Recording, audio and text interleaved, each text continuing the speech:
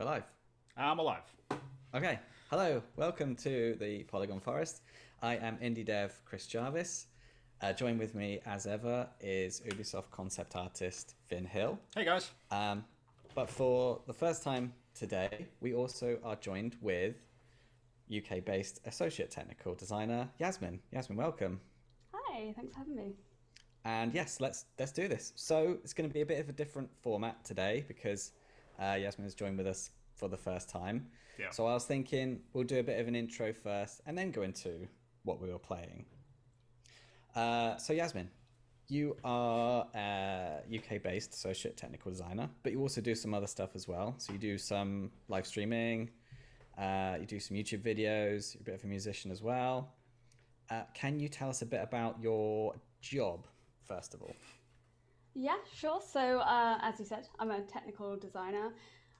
So that basically bridges the gap between design and programming. So what I primarily focus on in work is pipelines for new design ideas, trying to see how we could bring them to fruition, but also keeping in mind like the systems that we do have place in the game already, and performance, of course, because that's always really important. Okay. So what we usually do at the beginning of the podcast is talk about what games we've been doing or playing sort of at the beginning of the episode. Yeah. So what have you been playing recently?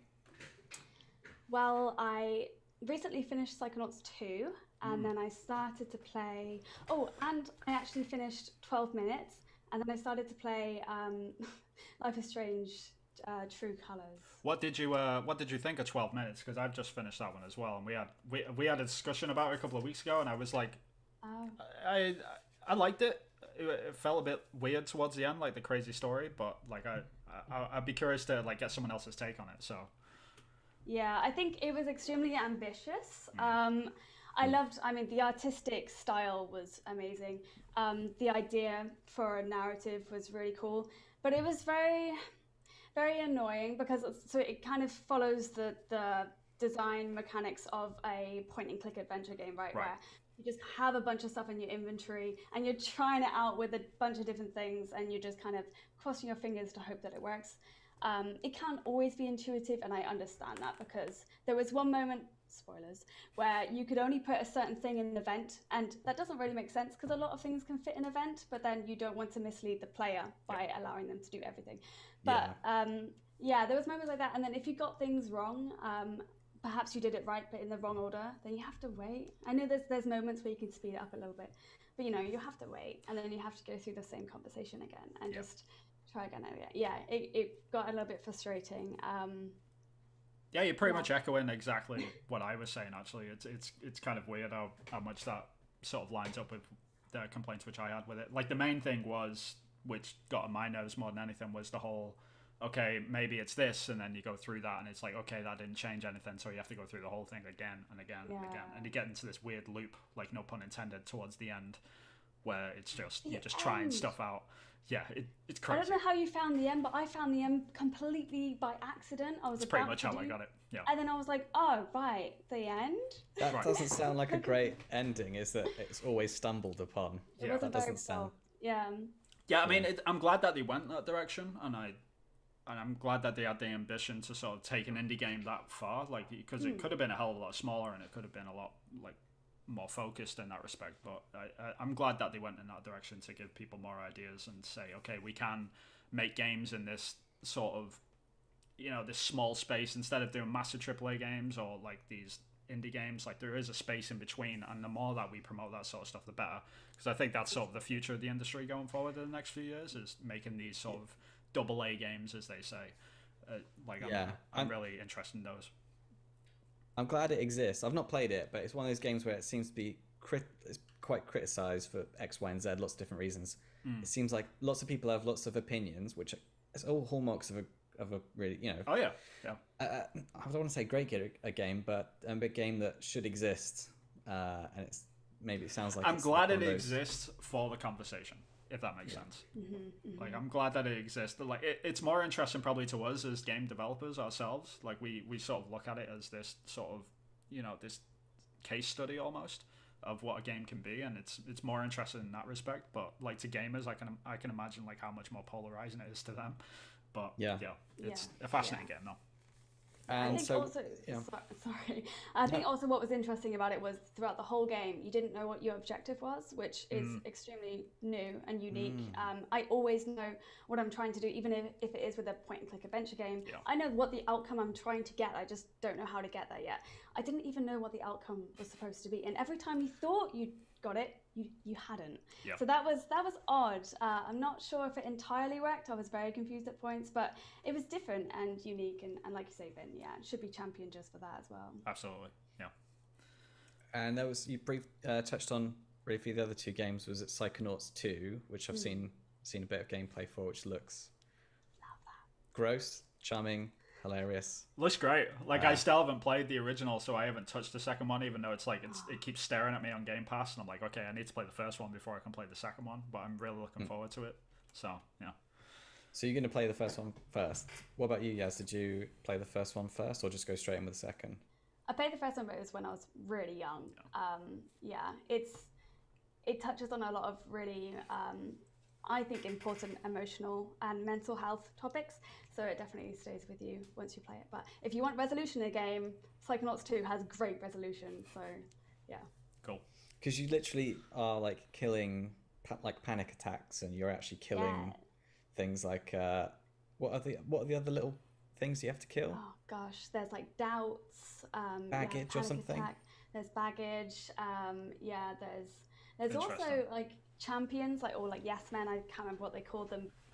The thoughts where they're being positive but about the wrong things. It's really, really interesting. Finn, what have you been playing then? Absolutely nothing, if I'm honest. Like, it's been a really weird week. But that's the first time that's ever happened. I know, but I have got this bad boy to start because my good friend Evan Piotrowski, who lives in Japan, sent over Hyper Light Drifter on the PlayStation 4, which I think you can only get a physical copy over there. So he sent this over to me, so I want to replay this. Played it like 3 times now. Such a great game. It's amazing. Other than that, I've been watching Time Team like crazy because Time Team is back. I know this is really geeky and annoying and no one cares, but I wanted to mention it because Time Team are filming their first like episode in like 10 years this weekend, so I'm super excited. Get off this podcast. How dare you? Are you serious? You're serious? You're serious? How dare you? No, I'm joking. No, it's a British archaeology program which went on for like 20 years. They stopped filming it like back in 2013, but yeah, it's like a hallmark of me growing up, basically showing my age right now. But yeah, it's awesome. And who's the guy? Tony Robinson, is it? Yeah, Tony Robinson was the presenter. Super dry archaeology, but it's great. I love that stuff. But yeah, I really haven't been playing much though. Yeah, it's really weird because like a comedy actor doing like an dry archaeology, because he doesn't do any jokes either, does he? No, but it works though. Like he's got the right attitude for it. But I'm promoting Time Team way too much on a video game podcast, so we should move on from that. Chris, what have you been playing so? Well, again, I've been moving house, so it's a different background behind me from the previous episodes, and so I've not been playing any more video games, but I have been just watching a few different people play a few different things. So the thing that I liked about the other day was actually what was it called? Yes, that you're playing. Life is yesterday. Strange. Life is Strange. Yeah. Because I was never going to buy that in a million years because the all the trailers and stuff just made it look like it was like a teen slice of life sort of game. It was like a young teen game, but it's really not. It's just like a solid like point and click RPG that's got like a ton of indie rock music. And so if they'd done a trailer with all the indie rock music, I'd have just been like, well, yeah, I'm going to play this for sure because it's a freaking awesome soundtrack. They got like King's Leon doing like a really important part of the game is around this King's Leon track. So it's just like, okay, I've never heard of a game that does that sort of thing. Yeah, it's their using soundtracks like pop always culture. Fun. The sound design was really clever as well. At one point, there was like two or three different tracks playing at the same time, which I thought was really clever. Where there was you're in like a a record shop that's got a radio station in it, so you can hear that music, but then you're also listening to a record, and then you've got the elements playing at the same time of sort of like filler music, like sound effect music as well at the same time. So I just thought that was crazy. So yeah, I really enjoyed that. Cool. I've only just unpacked my PlayStation really, but I had to make sure everything was unpacked for Thursday when we did the Sony showcase. I read on Twitter actually, Chris, that you were potentially going out to try and find a next gen console if you could. Like, did you end up acquiring one, or was that a complete failure? I walked into a game in Central Milton Keynes. I can feel this is a failure. Like, it feels like a failure. I looked at the console section, and they had images of the Xbox One. And I thought, okay. What year is it? Nope. Yeah. Yeah. And like ask at the front, they were like, ask us for this console. So they did not have any. That sucks. So no PlayStation, no. They didn't even have a PlayStation Series S. So. You nothing. mean an Xbox Series X? You mean PlayStation What Series did I X? say? PlayStation. Oh my god, that would be a thing, wouldn't it? It's because I just want anything. I want any of it. That'd be a good console, though. To be fair, like I'd play that. Yeah. Maybe that'd be the next one. Maybe they'll just start doing versions of each other's. Have you consoles. decided which one you're sort of leaning towards yet, or are you gonna take what you can get, sort of thing? I have got a few games that I want to play for each, so it literally just comes down to whatever is available. I'm going to get first. That's fair enough. But the difference being, if I get the PlayStation first, I'm not going to stop trying to get the Xbox. But if I get an Xbox first, I probably will wait until either God of War or Horizon Zero Dawn comes out. Oh, for a PlayStation, yeah. For a PlayStation. Yeah, I mean Because can play they're my both PS4 coming for out. now. Yeah, they're both coming out on PlayStation 4 as well. So if you played Horizon Zero Dawn and God of War 1 on your PlayStation 4, then the experience are probably going to be pretty similar in that respect. So Exactly. yeah, it really depends what you want to go for, I guess. Which Yeah. So it just depends what's available. You're in a lucky position because you've got both, haven't you, Vin?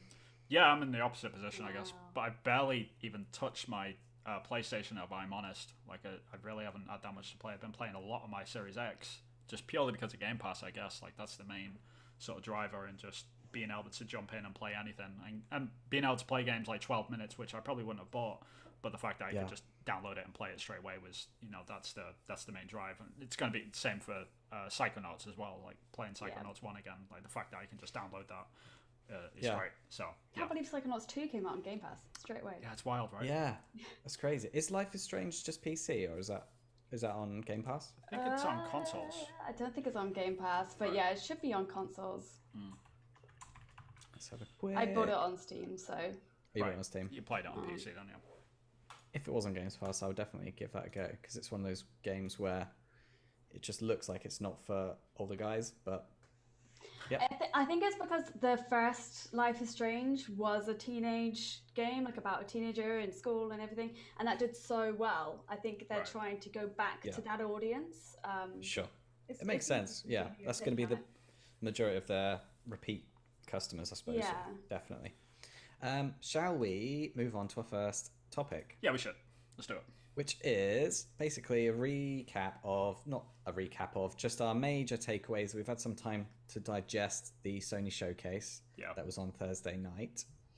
And basically, what do we all think? What's our impressions and what's our major games that we are excited for? Vin, what did you like about the Sony showcase? The thing that jumped out at me the most, which I was most surprised to see, was Forspoken. Like I was interested in that game before anyway, but just how much more fleshed out it seems now, and how close that game is. I think it comes out pretty early next year as well, so it was fascinating to see like a decent story behind it, because we'd only ever just got sort of fleeting shot, like crazy shots of her just like diving through the landscape, just moving around, which so we had no idea. Awesome. Yeah, that stuff looked really, really cool, but I had no idea like what the game would be, and now we got a bit more of a story. The fact that she's in like this sort of Western setting, and then she's suddenly transported to this sort of like fantasy another world. Really, really interesting just to see that sort of thing, So I was really curious to see more of that game, and they definitely perked my interest in terms of like what they're planning to show. So yeah, Elvis is interested in the Wolverine teaser, so yeah, that too. No, I mean it was a decent showing altogether though. But I mean the thing that jumped out at me the most was the Forspoken trailer. Just it showed me that Square Enix are really starting to step up their game when it comes to appealing to a wider audience. Like they're really good at making Japanese games, and that are really, really Japanese, but like they've never really dived into like the production value almost feels like the same as like a Spider-Man, you know, and just seeing that come from Square Enix is a nice change. So I'm really curious to see what they do with that game. There's lots of like trans-dimensional games. There seems to be with like it's not a bad thing. Clank, Rift Apart. You know, there's and then this game. It's like flavor of the month almost. Yeah. Like different dimensions. The dev team seemed really cool as well, because I was looking into it, and it's like written by Gary Whitta, who wrote Rogue One, and then Amy Hennig from Uncharted series, right. And then they've got like music by Ben McCree of God of War, and then from BioShock as well, Gary Scheinman. Just butchering everyone's names, but it's like such an amalgamation of people. Yeah, no, it's a great sort of international team as well. Like that, it's nice that Square Enix are sort of branching out and giving this sort of project to them, and yeah, it just looks great. I think it's right down my alley in terms of the way that you maneuver around the landscape and just the open worldness of it, and just the spells and stuff like that. It just looks great. Like I'm ready to play a game on the PlayStation 5, and this was the one that was like, all right, this is the one I want to play. So yeah, for sure. It looks like it could be like the next big AAA game. Like it could be like the next God of War, some like a new franchise that's beloved. It's got the potential to have that. Yeah. Obviously, there's lots of things that need to happen for that to be the case, and what we've seen, you can never really tell. Yeah. Because it all comes down. I mean, if gameplay sucks, you know, it doesn't matter how good the game is in terms of story or whatever. So yeah, they need to tick a lot of boxes. But my fingers crossed that it's the next big thing. Yeah. Hopefully. Anything else on your shortlist, Vin? The big one, which we'll talk about in a little bit, I guess. Like we'll leave the big one until last, because I think we've got a lot to say about a certain game, which we'll go into. But yeah, I mean, Knights of the Old Republic is a big one, I think, as well. Like the fact that was sort of announced, like it was rumored heavily that we were going to get this eventually, but it was just rumor until now, basically. And seeing it like actually come to fruition, and you know, see fans get excited about it, because they sort of understand, based on the past, how great this game was back on the PlayStation 2 era and during the original Xbox days. I'm really curious to see which direction this game goes, because it's not actually made by BioWare this time either, so it's not made by the original same company. So there's a lot of questions around it, but it's still really exciting to see this game come into the modern era. So and it's a remake as well, so it's not going to be just like a retexture and better frame rate and better effects. Yeah, it needs it. I mean, it's probably one of the earliest sort of PlayStation 2 era style of games, so like it needs the love basically, but it's probably a while off. Like the fact that they only showed like a CG trailer and they said it was going to be a while, like it's probably 23, 24 at the very, very least. Yeah. It was nice. It was nice to see that. But they were my two big ones. Those were your two big ones. Yeah. Okay. So. Yes. What about you? We can leave what rhymes with? You almost. Yeah, no, you Magnum almost. Till the end. Bottom floor. Flag Lord. Yeah, we'll leave that to the end. So not too much. I like to keep my enthusiasm reserved, especially for like Wolverine and stuff, because we only saw a little glimpse. Tiny little sliver. Yeah, I mean, it's interesting. I'd like to see more, but that's kind of where I'll leave that. But I guess I was quite interested in the Kid Amnesia exhibition. I just like the idea of people are now using game engines for more inclusive experiences that aren't just games. I find that really, really interesting, because it's kind of what I'm interested in as well with stuff that I do.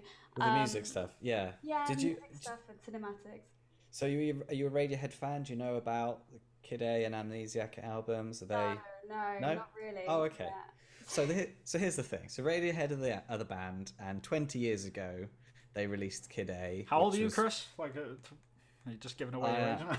I know I'm giving away my age. Yeah. So this was 20 years ago. Yeah. So fair enough. So yeah, you probably were too young to realize what's going on. And it was like Rolling Stone magazine's like album of the year, and it's a real game changer in terms of like rock music, because they introduced a load of electronical elements, and it just basically just went crazy. It's one of the greatest albums. And then the year later, they released an album called Amnesiac, and it was back to back. They just kind of recorded them at the same time. And this is like the 20th anniversary sort of event thing that they're doing. I've not read too much more about what's happening, other than I think it's some sort of exhibition to Yeah. showcase some of the songs. It's And- a real enigma. Sorry, carry on. Yeah, definitely. And they've got some new tracks that what we know, but in what format and how this is going to come out is going to be unknown. They actually made a video game, Radiohead did, where you just sort of float around some weird objects, and then the different objects have different samples and sounds. So wherever you fly, it makes like a different Radiohead song. So it's kind of crazy. That's And really cool. it kind of is, no one has heard of it, and it kind of flopped, and it didn't go anywhere, mainly because it didn't really sound as good as like a Radiohead song, but Experimental. yeah, experimental. But you know, fair play for, you know, pushing the boundaries and pushing the boat out. They were one of the first. Well, they released an album for free, and they just let people download it for free and pay whatever they wanted to. So they were like the first band to do that as well. I can't remember what album that was with. It was one of them. So yeah, I love Radiohead. But if you haven't already noticed by how quickly I'm speaking about Radiohead, Yeah, Chris is excited. yeah, so I'm excited for that for Nice. sure. Yeah, it does seem really cool. I mean, I looked on the Steam page and it just says an upside down digital analog universe created from original artwork and blah blah blah. So it's very, you know, something cool is gonna happen. But yeah, I'm excited to see what that is, and it reminds me of what's that thing that got released around E3? Someone's showcase of all their games. Yeah, I'm totally Ah. blanking. I'm I know what drawing you're a talking about, but yeah. On the tip of my tongue. Yeah, But yeah, and some people think that it'll be used in Fortnite, but because of Epic Games. But Yeah. I don't know. It seems maybe just the music will be in Fortnite. I'm not too sure, or maybe some That's- Yeah, artwork. probably like an Interesting. in-game concert or something, right? Some sort of event in-game Yeah. concert, because that's already happened Yeah. before, hasn't it? Yeah, they've done that a But few yes, times. Jamie, it was in Rainbows, that album, which was released for free. So yes, that would be interesting if they do like a Fortnite thing. Can you imagine? Oh man, I'm just imagining like the band members as like video game characters running around, trying to shoot at each other.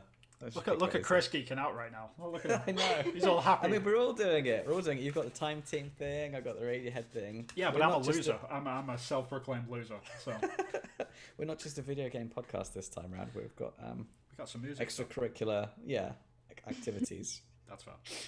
Was there anything else, Yaz, that was like in your Yeah, there's Top I don't list. know how to say it, but Chia. yeah? That's how you Right. say it. Yeah, well, obviously it looks super cute, and it looks kind of like Summer in Mara. I don't know if any of you heard that. It was an indie game that was released, and it's kind of like Animal Crossing, Yeah. where you explore your island and everything. But yeah, I just thought it looks really interesting. I mean, the mechanics of turning into any animal that you want to is freaking awesome. In the That's- water, in the sea as well. If I can In the get sea. in the ocean, that's like the game is already one step better than I originally thought. Right. But even just the language is like traditional languages, and it's the soul of the experience is deeply rooted in local cultures. I just think that's really interesting, and it's nice to see that they're trying to do something different and not just cater towards a Western audience. This is trying to represent something new and unique, and I think it's really cool. Yeah, it did I have think like that's a awesome. yeah. It was I can't remember what culture, but it's sort of like ignorantly, I guess, like the way I'm looking at it from Polynesian the outside. Islands. Yeah, it looks like Melan- Polynesian, maybe Hawaiian Polynesian. or whatever. Like it's but it looks you're right. You're right though. Like it does look different, which is it's a nice, refreshing thing to see. But it's also nice to see like these almost kiddie style games like get a lot more sort of a budget and a lot more of a presence in these sort of things. And it's something that we've started to see a lot more of over the past sort of like few years. And this is very much part of the course of that. So it's really cool. Like you were mentioning, Chris, as we were watching this, I think live, like your boy would probably be really interested in this, just because it's just something that's down his alley, and I think it's cool that we're getting to this point now.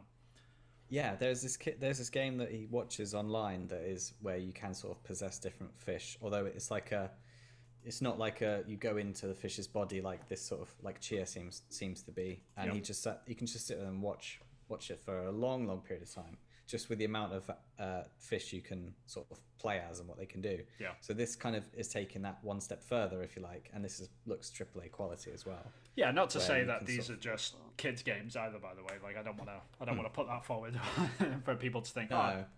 But it's nice to see these sort of games for everyone almost. I think a lot of this is attributed to Breath of the Wild and things like that, where people have started to play with their kids a lot more with video games. So it's nice to see this stuff. Yeah, I think also it will teach kids things that are useful. And show them other sides of life, just to the ones that they know. Yeah. And I think it's nice. Yeah, it's kind of like the same thing as what like natural history programs brings from a TV standpoint. It's something new and different, and ecosystems and animals and things like that. But being able to play them and possess them in different stages, I think that sounds. It's secretly educational, but don't tell the kids that. It's the best. Yeah, exactly. That's how you get them. Yeah. Well, that was good. Cheer. Anything else on your shortlist, Yaz? No. Oh well. No. I mean, Alan Wake. I haven't ever played that, and now I'm very excited to play the remaster. Yeah. Awesome. We talked about this, on the live thing. You and me have played it, haven't we? Yeah. I played it. Yeah, I played it. God, it's about 8 years ago. It was now, out when we was at uni. Yeah. It was out when we was at uni, so we're looking at 9 years, ish. So that makes me feel old for one. The fact that now there's a remaster. Time flies when they're having fun. Yeah, exactly. It's one of those games that you have to. I think it's like everyone should play that game if they're into games and like into being a game dev and stuff. It was like a cornerstone of this is what games can be. This is what games can do. That's really different, really new. Yeah. And the writing is really good. It's like the story is no spoilers or anything, but Alan Wake is a writer, and so you're in his world and his life, and a lot of that revolves around writing, and that's one really interesting aspect of it. And I don't think a video game had sort of chosen that sort of profession before to be as a main protagonist. So yeah, I would definitely recommend playing that. We probably won't be playing it then, because unless there's something majorly different. Unless it's on Game Pass and you just want to pick it up and have a little play and see what you think. Yeah, I mean, saying that, I started replaying Dead Space not too long ago, even though that probably came out around the same time as Alan Wake. Well, there's going to be a remaster of that as well. Right, that's why I stopped playing it, because I was like, oh crap, like I might as well play the new hold one. off and play the new one when it does eventually come out. But yeah, very much. I think what Alan Wake is doing, and you sort of see this tactic a lot from game studios now, is they're putting out a remaster to see how much traction it's got, and if it does well, then they'll probably start working on a sequel if they're not already. Oh, yeah. It wouldn't surprise me if Alan Wake 2 wasn't already in production. So yeah, because Control had come out like a year ago now, I suppose. So yeah, I guess now's the time to be, if they were working on Alan Wake 2, test the water with the remake and see how that does for projections on Alan Wake 2. Yeah, for sure. And they've learned a lot since Quantum Break and Control, so I can imagine like an Alan Wake 2 like in 2020, like within the next few years, would be could be really, really interesting, especially if they went the route of the Control style sort of Metroidvania game. Like if they did that with an Alan Wake game, it would be I'd like to see more horror in the sort of Metroidvania space. Like that would be great. Like back in the day, Alan Wake kind of broke ground with what they could do with light, a torch, and darkness, and they were really masters of that back then. Just imagine what they can do now with these next new gen consoles. I'm thinking like a real-time ray tracing, lighting effects going through fog especially and glass, and because Water. Remedy really like the Unreal Engine, so like see what they could do with like Unreal 5 with the new Lumen engine with their lighting system that they've got in Unreal 5 would be really, really interesting, because Remedy are really good at using light in that respect, and they've got really good sort of art direction with light. So I'd be like, they would be the studio to sort of pioneer or like flagship a game with the Unreal Engine like that. So yeah, it'd be interesting to see for sure. Speaking of which, Unreal Engine, you've used that, Yaz, am I right? Yep. With some sort of cinematics you've been doing? Yeah. Yeah. We could segue onto that if you want. Okay. Sure. What do you want to know about them? So you told me this is what you're doing. So what are you doing? I guess so. I recently have been trying to get back into narrative because I wanted to go into games dev, because initially I just wanted to tell stories, but then I started to get way too engrossed in just learning the technicalities and kind of forgot to tell stories. So now I'm going back that way. And then on my channel, I guess I'm just using Unreal Engine to try and just create cinematics, whether that be so I made like a short film, and then also because I do music, I try and do like music videos in Unreal, and there's so many cool different things that you can do in Unreal Engine. Like obviously you could take a video and then put a video of yourself like into a 3D space, or use animations, sprite animation, stuff like that. So yeah, that's what I'm doing. I mean, at the moment, I'm working on a music video, trying to recreate my room in Unreal Engine, and then hopefully green screen me in. So that'll be interesting. It might not Is work. that Cool. Is that using like photo scanning through with like your phone to scan in the images of your room, or are you modeling your room? No, it's low poly. I'm not a modeler, so it's low poly models. It's gonna kind of look like old PS1 graphics. Nice. And then so I'm trying to get the lighting the same as what my room is, so that when I'm literally just gonna film myself on a green screen and then put myself into the scene and just see how it looks. So a lot of it's just trial and error, but yeah, I have a lot of fun with it because there's so much stuff that you can do in Unreal Engine. It's just fun to play around, see what you can make. Yeah. Oh, that's cool. Are you interested in Unreal 5 then, or are you gonna stick with Unreal 4 for as long as you can? That's a good question. I mean, I'll try Unreal 5 when it comes out. I guess it all depends on what I want for like a next project and what I can see myself using it for. I think once it comes out, it'll just be a lot of trial and error, just seeing what's new, what can be done. Yeah. Cool. We should probably get back onto what we're all going to be talking about. Yes, after the big boy. Yes, the big old God of War guy. Yeah, but which one? Which one, Finn? Kratos or Thingamajog? Thingamajog. What are you talking about? You should the other God of War in the video. It's the one God of War versus the Norse God of War, the one that stood up and then looked down Tyr, at Kratos. talking about. Tyr. Yeah. Is he the God of War of the Norse God of War? That's kind of what they framed him as in the game. Oh, okay. There's some. That's what I've seen on differences. Twitter, so I just took that as fact. So yeah. Yeah, I mean, I think so, Yasmin will know about this as well. But like, if you read about Norse mythology and then you look at the interpretations of it, like in various different medias, like that, they take a lot of liberties that you could say. Like some of the stories are absolutely wild. Like the whole, like if you ever read the story about how Odin gets his horse, like there's a lot of weird stuff with Loki and like turning into a horse so he can meet another horse and have a baby, and then the horse has 8 legs and then he gives it to it. The whole thing is weird, but yeah, it's very strange. But like well, there's a lot of that, isn't there, with Loki and the wolf as well. Yeah, the wolf is Loki's child, kid. Yeah. And the world serpent. And the world serpent and Hel. And the world serpent. Hela as and well. Hel.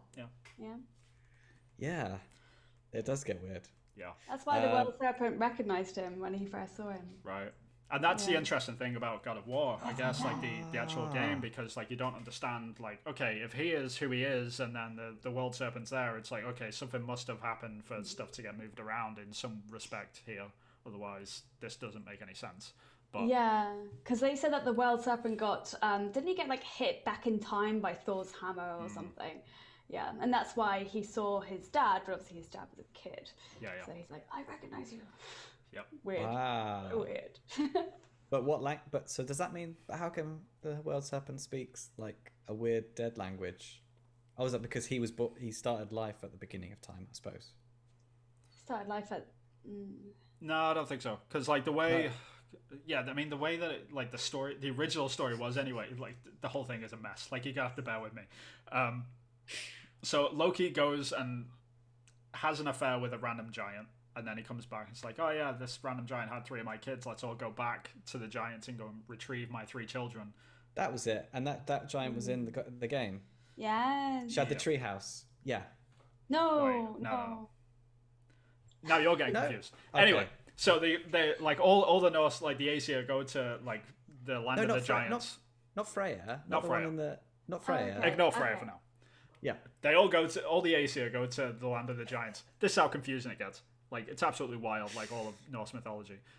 They go to the land of the giants, they retrieve the 3 kids, and they come back. And on the way, this snake keeps getting bigger and bigger. And they're like, oh crap, this thing's getting too big. It's getting too unwieldy. So they throw it into the river.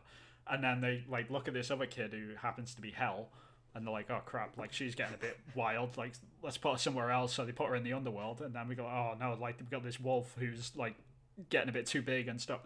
So eventually they get rid of all these 3 kids in whatever various ways. And Throw then them away in different parts. Yeah. Long story short, it's Loki's fault that Ragnarok is coming around.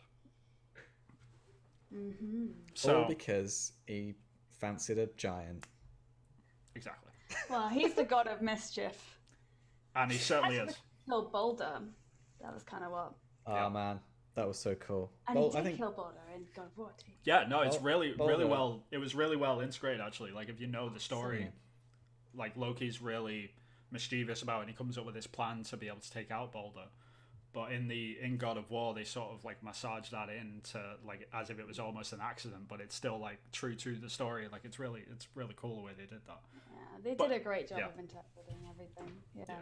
it's almost like they're playing with some sort of Norse mythology, like multiverse, where there are Yeah, it's kind of like Different it's the versions. original, it's the OG Avengers. That's how you can look at it. original. Oh my gosh, it's Avengers. like, yeah. Because there's some chat conversation going on about Avengers as well, using the Norse gods to play with the Avengers, so that's quite funny. Yeah. But yeah, the trailer looked great. Did you hear the news that people are kicking off that they reused the same animation of Kratos getting into the boat? Can you From- believe that? Shocking. The How audacity. dare they? How dare they? How dare they reuse animation? What the heck? It's not like it's been happening since What, the beginning of time? Yeah. the beginning of animation as we know it. The 100 thing, years or the so. thing about this conversation more than anything is that, like, yeah, gamers often complain about this sort of stuff. Like, I work on Rainbow Six Extraction, so like as a concept artist, like I even see this a lot. Like with gamers constantly, oh, you're reusing stuff and you're just reskinning like Siege and all this sort of stuff. And it's like this is across the board, like pretty much like in every single game. My argument is that we should be using as much as humanly possible, and we do in every studio. So if you think that the animations are reused and the art is being reused, and that's the egregious side of it, you can't wait until you see all the code blocks that are being reused throughout all these projects, like over and over and over again. Like legacy code is just used a lot. So it's something that is very part of the course and something very normal that gamers will eventually get over, I hope, like especially with games like God of War that come out, or if more games like Zelda, like the next Breath of the Wild game is going to be filled with stuff that was in the original Breath of the Wild. And Oh yeah, if anyone's going to do it, it'd be Nintendo. yeah, and they often get a free pass for it, and more power to Yeah. them. But it's But yeah, other studios don't like like and Ubisoft which don't is get a which free is pass. fine if the criticism is across the board and it's all even Sure. and it's like everyone is consistent about it. But like the problem with gamers is that they often jump from one side to the other depending on what game they're interested in. So they'll trash companies like Ubisoft, but they'll praise and defend people like Sony Santa Monica. So it's really weird juxtaposition between gamers. But overall, I have zero problem with them reusing any animations. I just don't understand how people can expect everything to be done from scratch, yet they still want the game to be done in a timely fashion so Right. they can play it as soon as possible. Like if they, if it ain't broke, don't fix it. And if they have to redo absolutely everything from scratch and not reuse anything, then it's gonna take. I mean, most games, especially if they're new games and there's nothing to reuse, it could take 5 or more years. Do you really want God of War 2, God of War Ragnarok to be an extra 3 more years? Like, no. Yeah, just And to remake all assets. because to get Yeah, a guy in a mocap suit getting into a boat, and then the director is like, now make sure you get into the boat different than like 5-7 years ago, or whatever, But not how too many different. years. Like But not you too still have to different.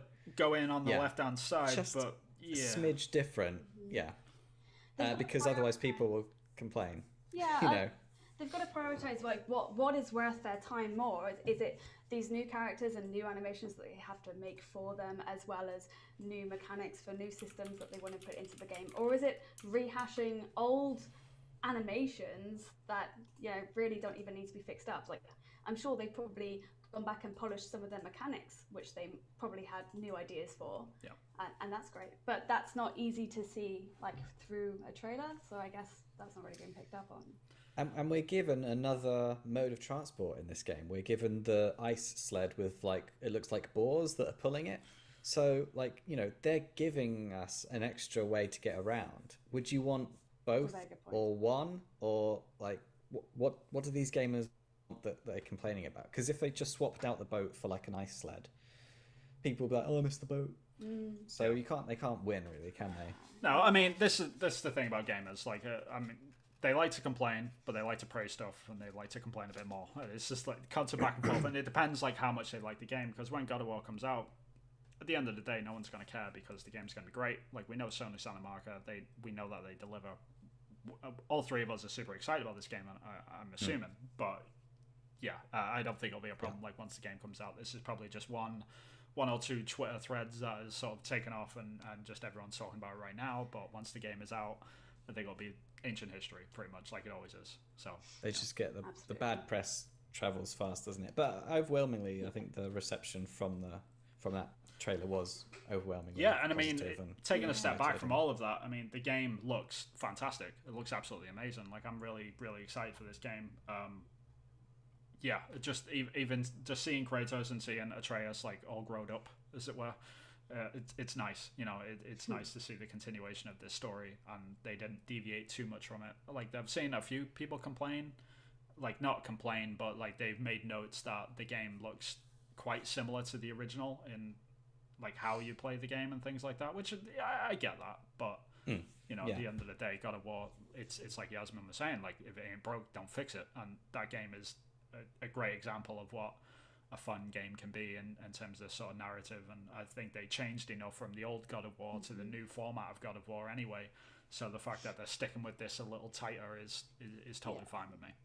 But I'm really happy to hear that they're not going to make 2 extra games, and that this is going to be the last one in this Norse mythology, because I remember when I finished God of War 2, people were like, oh, there's going to be it's going to be the winter and then Ragnarok, and I was like, I just want to play a whole game in just the build up to Ragnarok. I just want to play Ragnarok, and we're getting that, so I think it's good they're not dragging it on.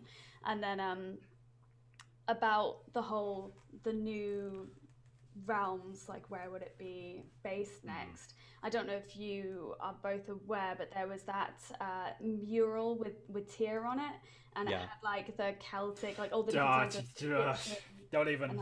I mean, I'm a huge fan of like Celtic mythology, so as soon as I saw that triple spiral, I was tweeting at Corey Borlaug, and I was like, "Yo, if you don't, please go there," because like I'm super excited about that. I mean, if they took it to Celtic mythology, I would lose my shit like big time. And they had Egyptian, the Ra symbol as well, and they had Egyptian tattoos on that giant guy in the trailer as well. So he's got Egyptian tattoos. So there's a lot of different places where that could go. Whether or not that is a callback to Corey's original vision of God of War the last game. Because it was originally meant to be in Egypt before they Yeah. switched it over to Yeah. Norse mythology. So it could just be a little nod, a little wink to back to the mural and his original idea of where it was going to be set, or it could be like a foreshadowing of where the series could go in the future. Yeah, I mean with Tyr anyway. Like I know Tyr's got the hieroglyphics from from ancient Egypt or whatever. But I think like in Norse mythology, like he explores elsewhere, sort of thing. So okay. I think like the idea is that he goes to ancient Egypt at some point within Norse mythology, and that's I think that's like a nod to that. But yeah, we'll see. Okay. Yeah, could be nods to all those things. I just hope it's where the next game is going to God, go. I hope that honestly, or Celtic stuff. the amount of money I would pay for a God of War in Celtic mythology is just that is an endless bucket. Yeah. I mean, give us one example of a quick story that they could do, Vin, because I know you can. You've got these on the top of your head, like a quick Celtic. No, I mean it's story. just like the Celtic pantheon of like the Tuatha De Danann, the actual what are like the Aesir of Celtic mythology are just as rich as the Norse mythology, but Celtic mythology is often just completely overlooked, and like writers and games designers will pick little bits out. Like they'll use we'll use the Banshee and we'll use vampires and werewolves and things like this, and they only ever take like little bits of it. Like they'll say leprechauns and stuff like that, but they don't realize that the leprechaun is like a part of like the Fae and the fairies and all that sort of stuff are actually just descendants of the Tuatha De Danann, which are the sort of Celtic pantheon, and they're much richer like in their stories, and they've got a load of stories like the Norse mythology stuff. So I can only just encourage people to go and check it out because there's a load of it and it's great stuff. And if it's ripe for like a good game. Like even like when I saw Hellblade for the first time, I was really excited about that game because the main character in that game is a Celt. Like she's from the Orkney Islands or whatever, and she's got like the woad paint over her face. It's like finally Celtic people, it's happening. And then she goes off to Scandinavia and she starts fighting Norse like people. I'm like, oh god damn it, it's so close, you know. But, yeah, but you know you can't have everything, but it's right there, and I hope that they sort of tackle that because there's so damn much of it, man. Like yeah. I'm gonna stop geeking out over. So stop Celtic, about that. yeah. So yeah, to recap, we're all really excited about God of War. It looked awesome. Yeah, there's so much we could talk about that forever, but I guess we probably should move on. Is this a good time to move on? Sure.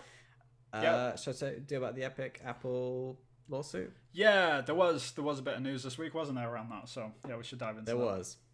So firstly, I'll read a bit from Austin Wood's article in Games Radar. Okay. And then we can do a bit more. Yep. Yeah. So a major ruling has been made in the Epic vs. Apple lawsuit that could have huge consequences for the App Store moving forward. An injunction issued as part of the long-running Epic vs. Apple lawsuit would prevent Apple from requiring developers to use its own payment methods in App Store games and apps. A landmark ruling that could make the once walled garden that is the App Store much more competitive. The court has essentially ruled that the app and game developers can now use third-party payment methods for apps and games hosted on the App Store, thus allowing them to work around Apple's 30% transaction fee. Yeah. So in a nutshell, that's kind of what is being reported by the media, but it's not as simple as that. Right. And so, yeah, Yaz gave us some more source. I can't really read that tiny little writing. No, that's from the court filing, basically. But oh, okay. So what does that say in a nutshell then? What's not being reported then? yeah, I mean, all the headlines they're not completely incorrect, but they're half true. Like, there's a lot of headlines saying that now Apple, basically Epic have allowed other games companies to just basically completely circumvent this 30% commission which Apple gets whenever you upload an app to the store and people pay anything through any app, then Apple automatically gets a 30% cut. That's what we're talking about, and that's what Epic are sort of trying to like remove, if you will. And the way that this court case got filed is in the sort of opening description in the overview in the intro. It sort of said, yep, like people can now go and pay separately outside of the App Store for whatever content you get. So like in Epic's case, we're talking about Fortnite, right? So Fortnite has these V-Bucks or whatever they're called, which is sort of like the in-game currency that you can buy to buy items within the game.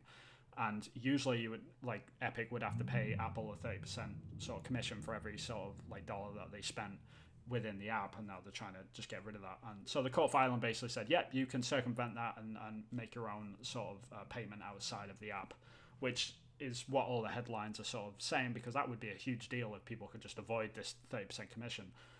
Yeah, of course, yeah. However, it's not that simple, and it's sort of the thing that people are missing more than anything.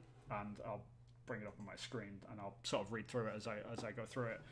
But the main thing is, like, buried deep in the document on like page 151 or something, the court reads, indeed, while the court finds no basis for the specific rate chosen by Apple, i.e. the 30% rate, based on the record, the court still concludes that Apple is entitled to some compensation for use of its intellectual property, which basically means that if you use Apple's system and you basically make any money off it, then Apple is still entitled to a commission regardless if you pay outside of their system.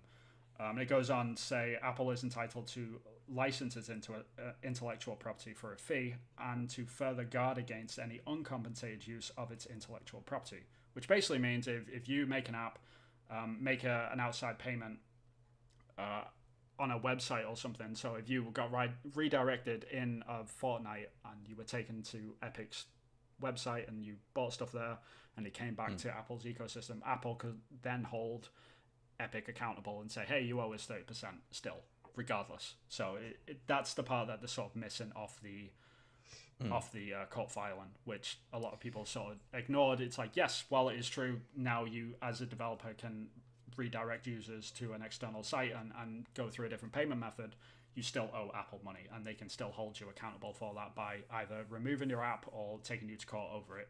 So it's kind of still business as usual. It's just more of annoying and a loss for everyone, in my opinion. There's a lot of people saying this is great for consumers because it means that, you know, consumers will be able to pay less and all that sort of stuff, but it also means that you as a user of many different apps will have to go to all these different external websites to pay for different things, which becomes a bit messy as a user. And then it's also bad for Epic because they're not getting what they want. It's also bad for Apple because they're probably not going to be able to chase everyone down and get all their money. So it's just this weird glob of crap that's sort of come out of this court case almost. So it's really strange to me. But that's the spiel anyway.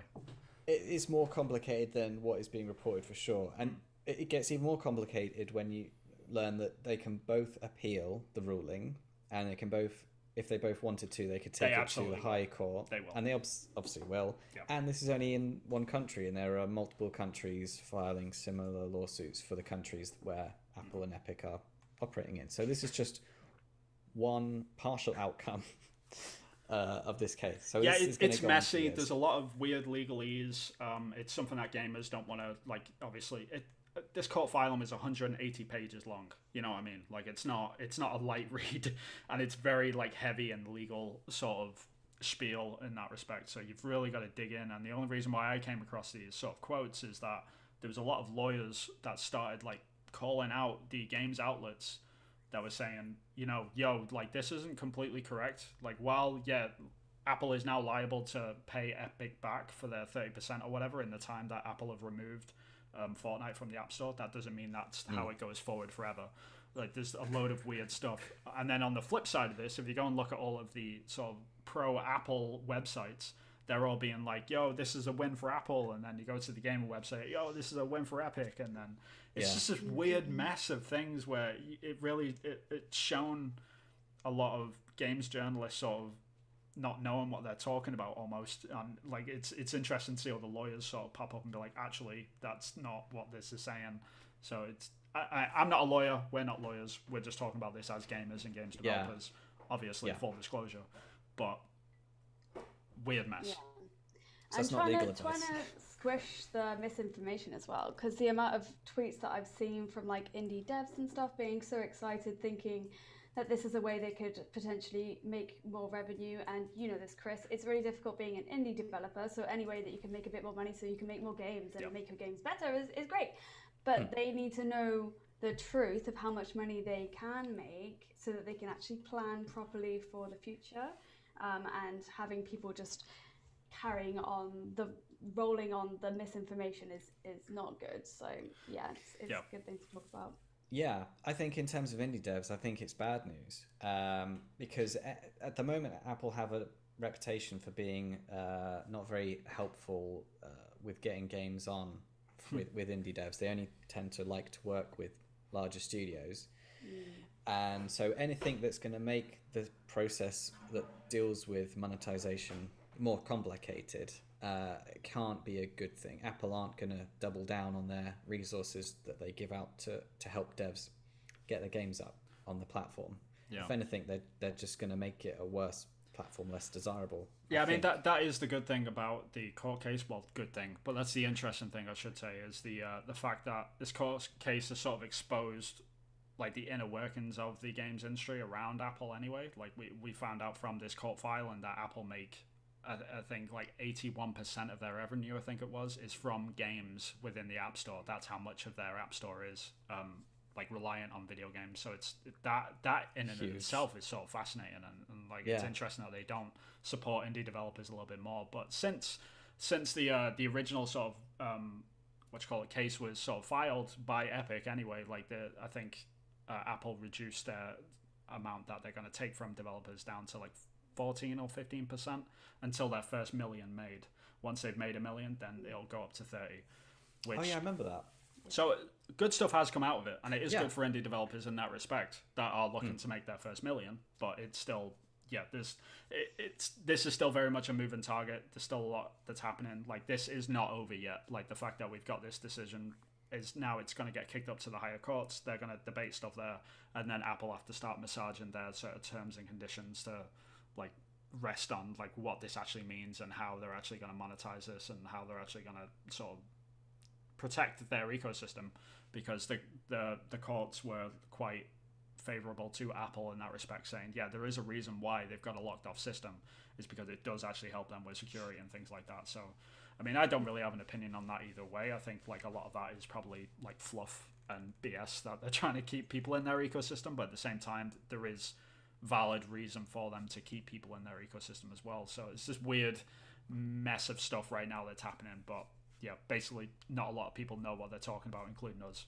So including us, I mean, it's not unheard of. If you use a platform, they do take a cut. Like I was just looking into it, just interested. You know, Valve takes 30% off Steam, and then like itch.io, that's indie devs, and it can be free games, and they still take a 10%. Like, they are going to take a cut. And then obviously there's ways around it on YouTube, because you can have like product placement in your videos, and that's not necessarily you making money from the consumer, it's you making money from the content that you're making. So you can distance yourself from Google, and they don't have to take that money. But if it was you asking the viewers to give you money through their platform, then I'm sure they'd be within their rights to take some of that cut. So it's very hit and miss. And it was interesting to see in the court filing that the courts basically called out Epic, because Epic were basically asking like, we should be able to just circumvent your system altogether and you get nothing, and then we can charge whatever we want, so to make it a competitive market. And then the court sort of called them out on that and saying, wait a minute, Epic own a game store and you charge 12%, and that 12% at the same time is actually really undercutting, because you're not actually making any money on any of this yet, and you're not going to make any money until 2023. And the judge actually called them out on this, and they were just there like, and it was really interesting to see the judge. I can't remember her name, but she did her homework basically, and she knew exactly what she was talking about, and it was really cool to see Epic get chewed out basically for an Apple of like being a monopoly and being unfair and not having all this sort of stuff, and then it's like boom. She sort of laid it out and was just like, no, like you're being an idiot, like you're absolutely. I mean, at the end of the day, it's just two massive companies trying to get more money. That is the kicker, isn't it? I mean, is it? Yeah, and it's interesting to see people on Twitter talk about this, because they're all fighting amongst themselves over multi-billion-dollar companies. It's like, why do people like care either way about this? People are picking sides and getting behind one or the other. Yeah. Rachel Hill has left an interesting comment. I know that girl. Yeah. She said they make more of a mess with the case than there was to begin with. Seems like everyone's lost in some way. Yeah. And it seems like, at least it's getting more complicated, so more money needs to be spent to sort out what's happened so far. Yeah. But that's kind of what Epic wanted. They wanted to shake things up. Yeah, I think they knew that they might have to spend more money to end up with a fairer system. But obviously there was a risk of them being able to get more revenue. Otherwise they wouldn't have started this in the first place. I don't think they're like social eco warriors, like trying to get equality for the consumer. I think I was talking to Rachel about this, my wife, and it's kind of like the way that Epic were sort of playing this in the beginning was like, hey gamers, like come onto our side, like look, we're fighting for the man and stuff. Like 1984, like they had that trailer of like free Fortnite or whatever it was, and it's sort of like, that'd be good and well if you weren't a multi-billion-dollar company. It's the equivalent of like Amazon doing this. Like everyone's just gonna be like, I like Amazon, I use them, but I'm not gonna like rally. I'm not gonna go and protest in the street for you. You know, like it's at the end of the day, you're a huge company. Pay their taxes. Right, exactly. Exactly, yeah. I guess in that analogy, there'd need to be someone bigger than Amazon making even more money. So I guess it's like the post office taking on Amazon. Yeah, I mean, I'd probably be more inclined to support the post office at that point, you know. Yeah. But it's the whole thing is sort of a fascinating mess of people assigning themselves to certain sides when, you know, like at the end of the day, like this was going to be messy no matter what happened. I think it was a lot more messy for Epic, it turned out, than like they lost on all but one of the counts. And the only thing that they really won on was just getting a little bit of money back, but not really getting exactly what they wanted anyway. Oh, but now they owe money to Apple as well. Yeah, and there's that too. And there's just millions that has to get transferred from both sides back to each other. And like, I think Epic actually loses out more than Apple. It's just this weird mix of stuff that's happening, but it's still an ongoing story. Like we're probably going to talk about this again in the coming months at some point. But really weird. Yeah, but important. We've had a couple of it's been on the podcast a couple of times, and this is an interesting development. And I don't think we've stopped talking about it. There'll definitely be some more episodes with some more things. Well, I mean, like when it goes to High Court, it's going to get appealed. Right. So that'll be something. And they're both going to appeal it from both sides, which is even more fascinating because it's not like it ruled one way or the other. It's like they're both going to be contending it because they both want it. Because Apple wants it to stay the way it is, and Epic still just want to change as much as they can. So it's this weird. Yeah, it's going to be odd. It's going to be really strange, but yeah, that is a weird one. So I guess that's kind of what we've gone through, what we've got written down. Oh yeah, we can talk about Yaz's game. So she's got a game. You made a game, Yaz, called Perfection. Is that right? Yeah. And this was a uni project to begin with. It sure was. And then you released it. Yeah. Well, so I released it like after uni. Okay. And then did I re-release it? I just kind of did a massive update to it recently. Because I decided to use it as a project. So I released it first time, and I have no idea how, but somehow it got like brilliant reception. People loved it. Like Markiplier, Jacksepticeye played it, and I was like, weird, but that's thank very you. Cool, though. Yeah. Very cool, yeah.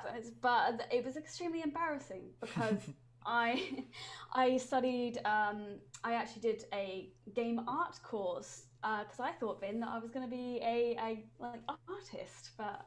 Yeah, I don't know what was wrong with me because I'm not an artist.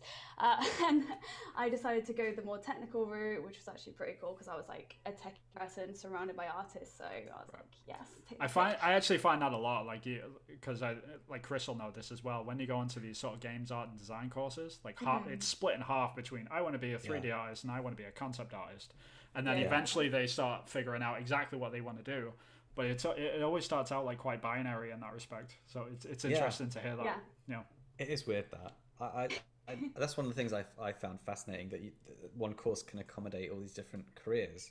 Because the amount of people that out of these courses that get jobs in whatever they want to do, they both studied the same thing, did the same thing, as part of their uni course. I think that's absolutely fascinating. Yeah. But yeah, back to Infection. So it was like a group uni project.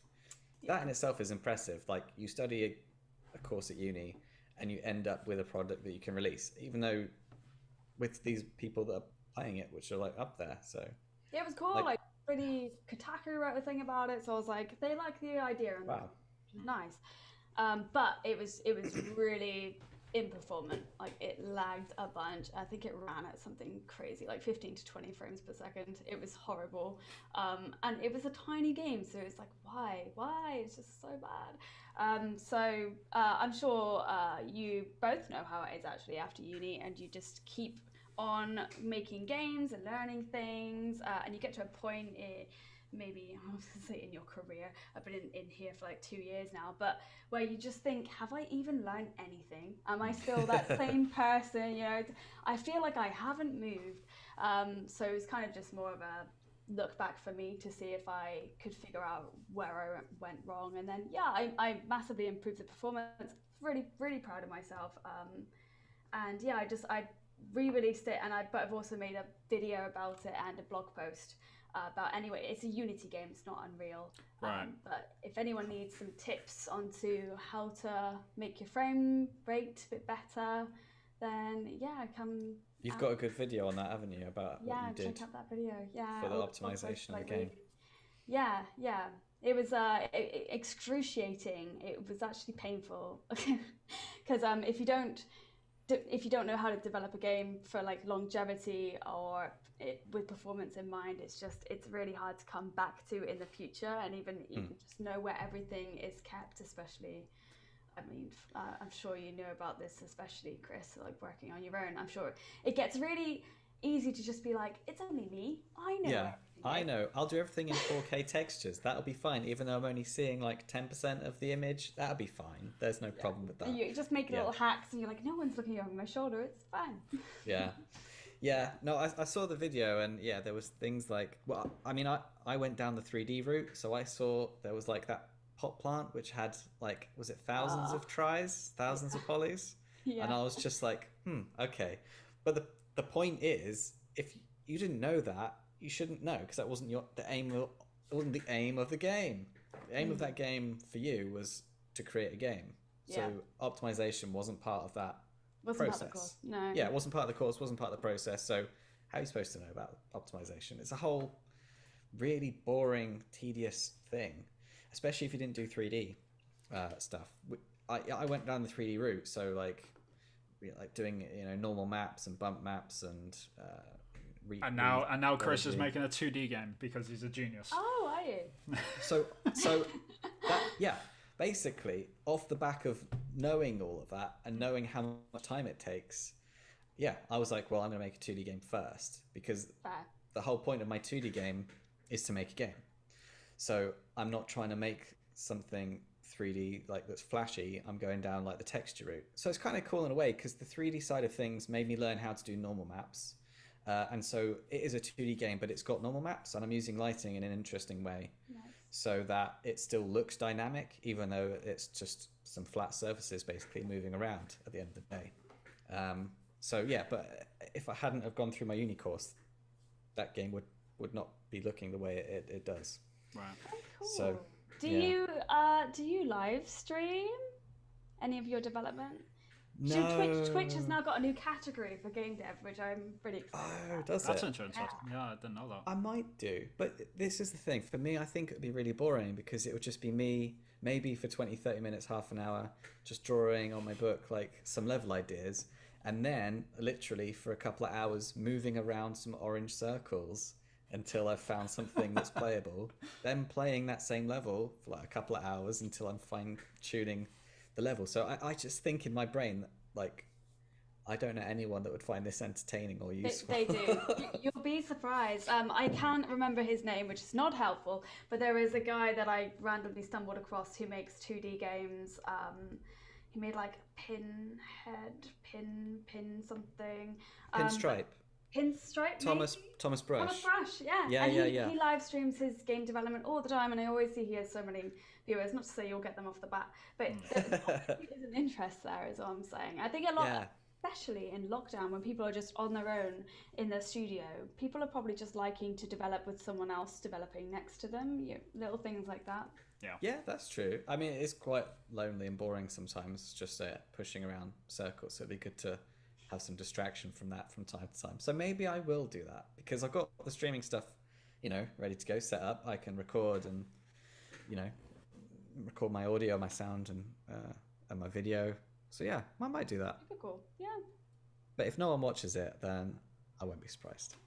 It might not for the first couple or something, but you never know.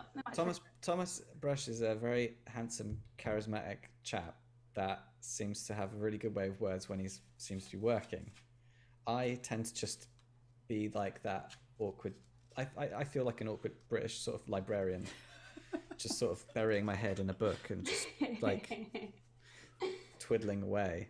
But yeah. I mean, I'm sure he wasn't like that when he first started, though. That's fine. Maybe. Yeah. Maybe. Yeah. We shall see. So what's the plan after? Are you still working on games on the side, Yasmin, or have you sort of put that to a side while you're working professionally as a technical designer now, or? So I put that to the side. I would love to eventually make like a Perfection 2, maybe call it Imperfection. Yeah, nice. But I still feel like I'm sure you both feel like this as well, but I still feel like I have so much to learn, and I feel like I'd rather get to a point where I feel a bit more confident in my abilities before I take the plunge and do that. So now it's more just working on small projects like the cinematics, and like I said, I want to try and get back into writing. So I'm in like a writing group. I'm writing a little story on the side as well. Nice. Like that. Yeah. Oh, that's cool. And you got your music and music thing as well to keep you going. When you say music, like what are you? Do you play instruments or do you sing or what do you do with that? I got my guitar back there, Oh, cool. and then a ukulele, and I work with a producer called Jamie at Horizon Productions. He's amazing. Nice. And yeah, we've made an EP and working towards a second one, but obviously lockdown happened and it wasn't great. But yeah, make original songs and then make music videos in Unreal. It's just a bit of fun, really, and then it goes hand in hand with liking to write. So Right.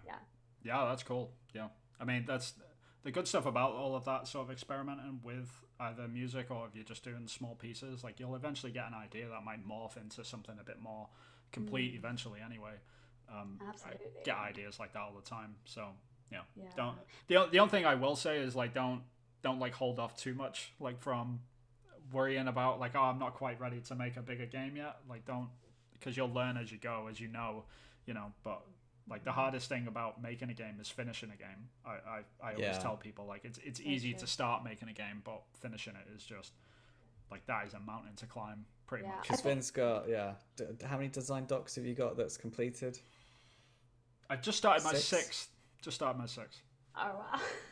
And how many? Wait, so 6 that are not completed, Right. Or Yeah, I mean, I finished one, which on the iOS store, called Last Line of Retreat. I worked with a smaller team on that. That's Finished cool. that one, and I've still got 6 more to go. But that is part of it, though, right? So if you want to make games on the side, I mean, that's a lot of time and effort, especially if you have a full-time job, especially if you work in the games industry, because you know how it is then. But then do you work on your own or do you work with a team? There's always plus and negatives. Like I know, Chris, I'm guessing you work on your own and Yeah. yeah.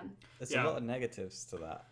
Definitely. Like time is the biggest one. Like I can always just put it off and do something else because there's no one to answer to or there's cons and pros to that. I mean, if you've got a second person with you to bounce ideas off, like you'd be amazed how quickly you come up with something and you're just like, oh Jesus, okay, this is 20 times better now. But at the same time, if you're bouncing ideas off and then suddenly they have an idea which doesn't align with yours and you don't agree with each other, then that's where it gets a bit, it gets a bit harder. But it very much cons and pros to both. But yeah, I'm kind of digging like the auteur kind of self-indulgent, egotistical solo thing at the moment. You say that now. It'll just cut to Chris like 5 years from now, like long hair, beard, just crying in the corner. Like, oh God, what was I thinking? Yeah. Nah, you'll be fine, man. You'll be fine. Sorry. What were you going to say? Sorry. I was just going to say your wife has put on another lovely comment. about watching the process of creation. It's really soothing. Just have to narrate and say randomness while you go. Maybe I will, Rachel. Yeah. It seems like I'm getting a lot of support for this idea. So yeah. You should. Like, you got nothing to lose, that's for sure. Mm-hmm. You know?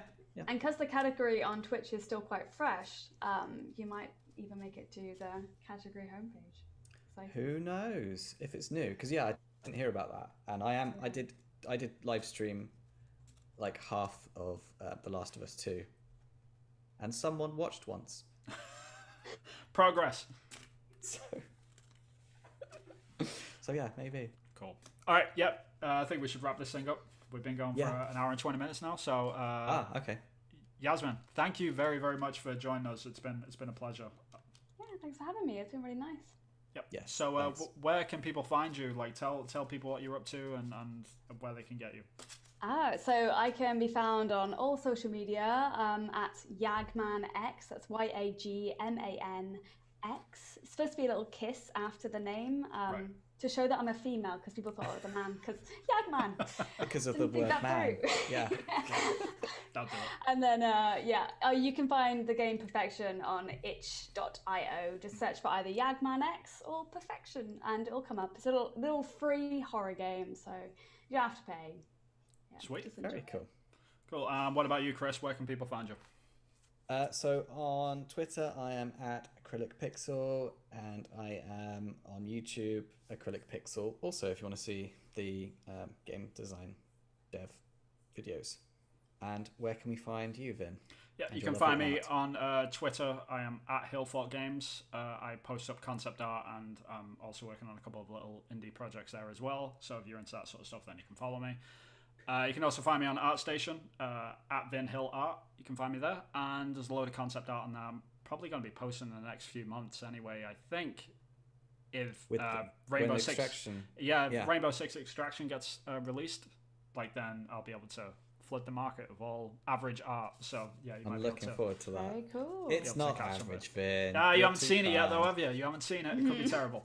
I've seen everything else you've done. So, Yeah. Well, apart from the NDA stuff, but yeah. Yeah. We'll see. We'll see. Yeah. But yeah, you can also follow us and like us, subscribe to us on here on YouTube or on any of your favorite podcast services. Please give us a like and subscribe. Hit the bell icon so you can be notified when we are going live.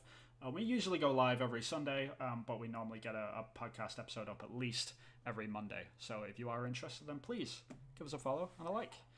But Yes. until next time,